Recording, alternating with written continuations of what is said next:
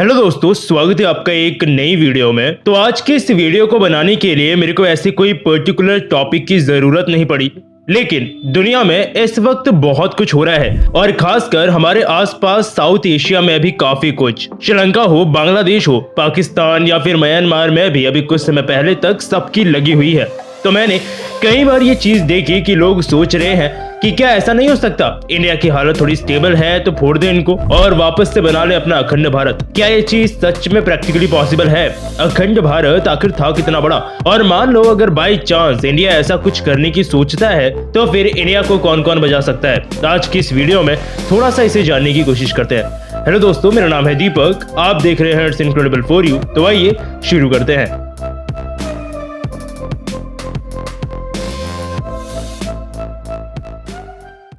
तो सबसे पहले मैं आपको दोनों क्वेश्चंस का जवाब दे देता हूं। पहला, क्या ये इस वक्त प्रेजेंट सिचुएशन में, प्रेजेंट मोमेंट में इंडिया के लिए पॉसिबल है अखंड भारत क्रिएट करना? जवाब है नहीं। आज से कुछ सालों बाद हो पाएगा, आगे बताऊंगा। लेकिन उससे पहले ये जानो अखंड भारत था क्या। यहाँ पे जो आप लोग वीडियो देख रहे हो 70% के आसपास कम से कम लोग ऐसे होंगे जिन्होंने भारत का मैप ऐसा देखा होगा जो कि हमारा ऑफिशियल मैप है। जो बचे हुए लोग हैं हो सकता है उन्होंने आजादी के पहले का भी मैप देखा हो, जिस वक्त पाकिस्तान, बांग्लादेश, श्रीलंका ये सब इंडिया के ही पार्ट हुआ करते थे। फास्ट फॉरवर्ड करेंगे पीछे की तरफ तो मौर्य एम्पायर के आसपास थोड़ा सा पीछे जाओगे तो आपको अखंड भारत के प्रूफ्स मिलने शुरू हो जाएंगे। जो भारत ईरान से पूरा इंडोनेशिया तक फैला हुआ था और आज भी इन जगहों पे उस चीज का इन्फ्लुएंस, उसके प्रूफ्स आपको मिल जाएंगे। लेकिन टाइम के साथ वो भारत की ज्योग्राफिकल बाउंड्रीज कम होती गई और अभी फिलहाल में हम सिमट कर रह गए हैं इतने में। वैसे थैंक्स टू हमारे लोह पुरुष सरदार वल्लभ भाई पटेल, जिन्होंने आजादी के बाद छोटे छोटे राज्यों, स्टेट्स को इंडिया में मर्ज करवाकर फिर भी इंडिया को इतना बड़ा बनाया। लेकिन अब मेन सवाल, क्या हम थोड़ा सा और बड़ा बना दें? तो देखो, जैसा मैंने कहा अभी इंडिया ये चीज नहीं कर सकता। कारण एक नहीं है, बहुत सारे हैं। पहला, हमारी इकोनॉमी। इंडिया इस वक्त एक ग्रोइंग इकोनॉमी है और हमारे लिए फ्यूचर प्रोडिक्शंस काफी अच्छी हैं।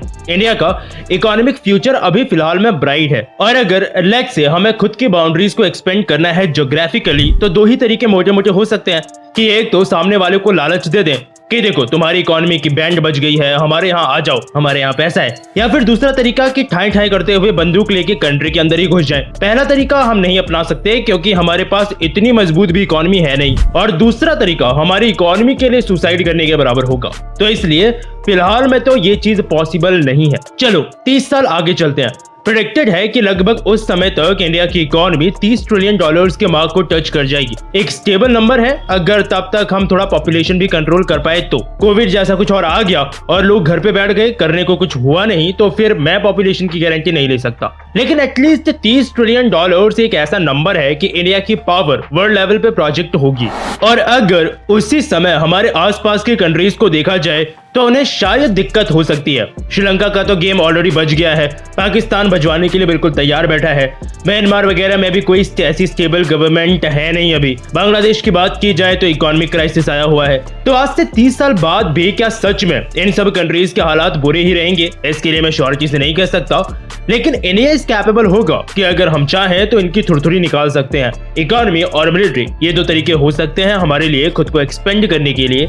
इकोनॉमी वाला तरीका हम लोग अपनाने में कैपेबल होंगे क्योंकि $30 ट्रिलियन वाला नंबर हमें इतनी पावर तो दे देगा कि अगर इन कंट्रीज में से किसी की हालत खराब हो रही है और अगर इंडिया का ये मन है अगर कि हम उसे अपने में मर्ज कर लें तो हम लोग इसके कैपेबल होंगे। लेकिन ये कितना रियलिस्टिक होगा किसी पर्टिकुलर सिचुएशन में, वो भी इंडिया जैसी कंट्री के लिए, वो सोचने वाली बात होगी। जहां तक बात है मिलिट्री एंगल से, तो हाँ, वहां से भी हम लोग कैपेबल होंगे। ऑब्वियस सी बात है कि अगर हमारी इकोनॉमी बढ़ेगी तो सीधी सी बात मिलिट्री पावर भी बढ़ेगी और हम लोग इन कंट्रीज में बंदूक लेके घुस जाएं इस लायक तो हम लोग होंगे। तो वो सीन लगभग वैसा ही होगा जो कि अभी आपको ताजा रूस यूक्रेन के टाइम पे देखने को मिला है।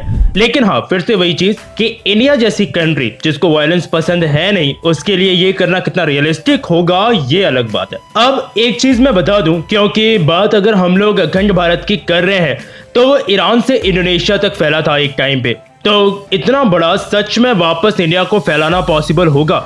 नहीं, ये प्रैक्टिकली ही पॉसिबल नहीं है क्योंकि आज के टाइम पे अब बहुत कॉन्फ्लिक्ट्स हैं ज्योग्राफी के, रिलीजन के, थिंकिंग के। इसलिए मैंने इन कंट्रीज का नाम शुरुआत से ही नहीं लिया। आसपास की कंट्रीज पॉसिबल है, लेकिन उतना बड़ा वापस भारत बनाना शायद पॉसिबल नहीं है। अब शायद आपके दिमाग में जो अगला क्वेश्चन आए वो ये कि फिर जब इंडिया इतना सब कुछ करेगा तो क्या ये इंटरनेशनल ऑर्गेनाइजेशंस या फिर दुनिया में जो शांति के ठेकेदार हैं, अमेरिका हो गया, यूरोप हो गया, क्या ये कुछ नहीं कहेंगे? तो इसीलिए मैंने कहा कि आज हम लोग ये स्टेप्स नहीं ले सकते, क्योंकि आज अगर जोश में आके हमने ऐसा कुछ भी किया तो ये सब मिलकर इंडिया की बुरी तरह से बजा देंगे और हमारी कंट्री, हमारी इकोनॉमी इस चीज को नहीं सह पाएगी। लेकिन क्या आज से 30 साल बाद जिसकी हम बात कर रहे हैं, क्या तब भी इकोनॉमी इस चीज को नहीं सह पाएगी? नहीं, उस वक्त सिचुएशंस अलग होंगी। और जहां तक बात वैसे अमेरिका, नेटो, यूरोप की आती है, ये पहले बोलते बहुत है और काम के टाइम पे भाग जाते हैं, इसलिए इन पे विश्वास करना भी अपने में एक रिस्क लेने के बराबर है। हर किसी को बस ये पिटवाने का ही काम करते हैं। रिसेंट एग्जांपल आपने यूक्रेन का देख ही लिया होगा। तो अब जो जो सिनेरियो पॉसिबल हो सकता था वो मैंने बता दिए कि पूरा अखंड भारत जो एक टाइम पे हुआ करता था और शायद फ्यूचर में वो पॉसिबल नहीं होगा। हम मान लें कि हमें खुद को ज्योग्राफिकली एक्सपेंड करना ही है, जो कि इंडिया कभी भी फ्यूचर में करेगा मुझे नहीं लगता, क्योंकि हिस्ट्री का रिकॉर्ड रहा है कि इंडिया ने कभी भी खुद से किसी पर अटैक नहीं किया। बकायदा मुश्किल में पड़े कंट्रीज को हम लोग पैसा दे देते हैं मदद करने के लिए। लेकिन जस्ट इन केस अगर इंडिया करना भी चाहे तो कौन सी कंट्रीज तक हम कर सकते हैं ये भी मैंने आपको बता दिया।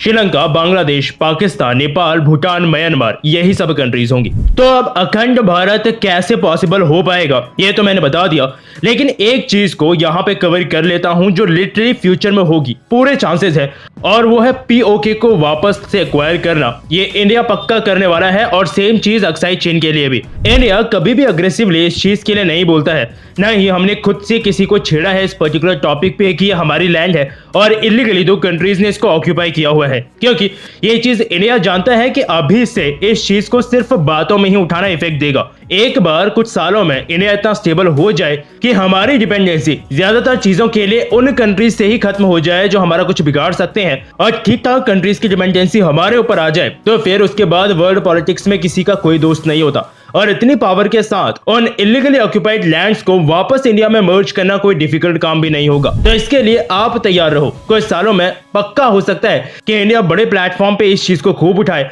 और एक्शन लेने से पहले ये चीज इंश्योर कर ले कि सबके दिमाग में ये चीज बैठ जाए कि वो दोनों इलीगली ऑक्यूपाइड लैंड्स पूरी तरह से इंडिया को बिलोंग करती हैं। बाकी जहां तक बात है अखंड भारत या इन कंट्रीज के मर्ज की, तो उसमें आपको कुछ कहना है तो नीचे कमेंट सेक्शन खुला है, अपनी राय जरूर लिखिएगा।